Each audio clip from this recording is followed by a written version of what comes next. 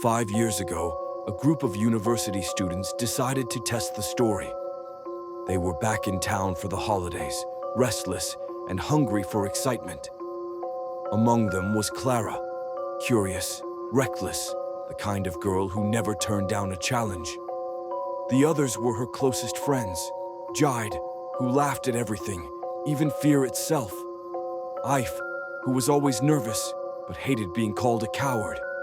And Tola, the ringleader who came up with the idea in the first place.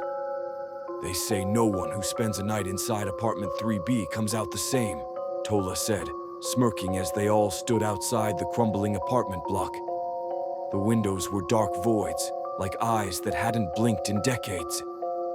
Then let's prove it's all just a ghost story, Jide laughed, though his voice cracked at the edges. The four of them pushed their way in.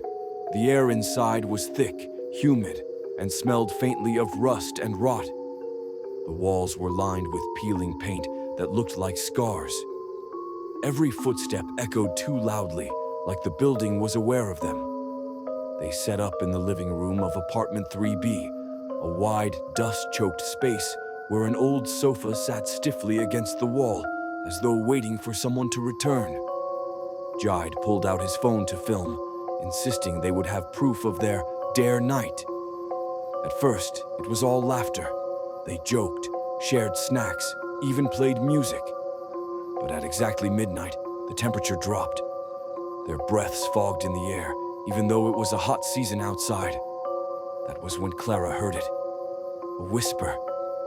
Faint, broken, like it came from behind the walls.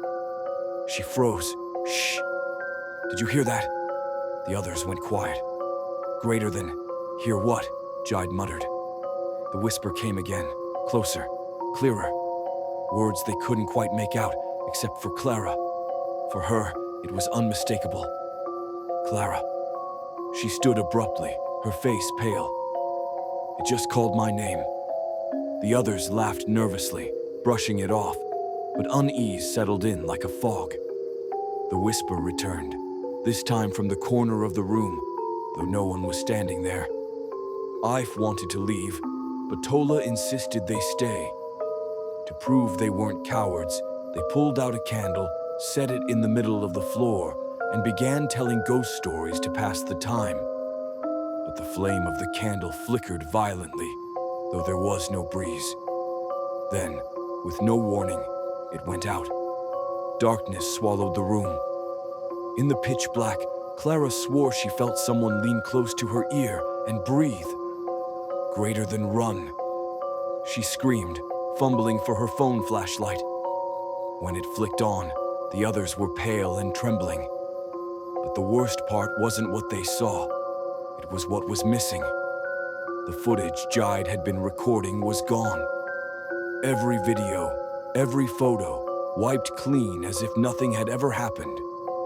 The only thing left on his phone was a new file, one none of them had created.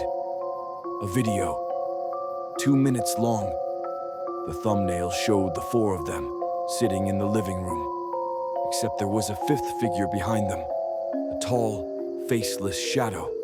They never finished watching the video. That night broke them. Jide dropped out of school months later. Ife refused to speak of it again. Tola moved away and never returned. And Clara was never seen again. But sometimes late at night, those who pass apartment 3B swear they hear a girl's voice whispering from inside. A voice that sounds like Clara's, calling for help. The apartment isn't empty anymore, and whoever dares to enter might not leave alone. If you like this story, please like and subscribe, and wait for part 3.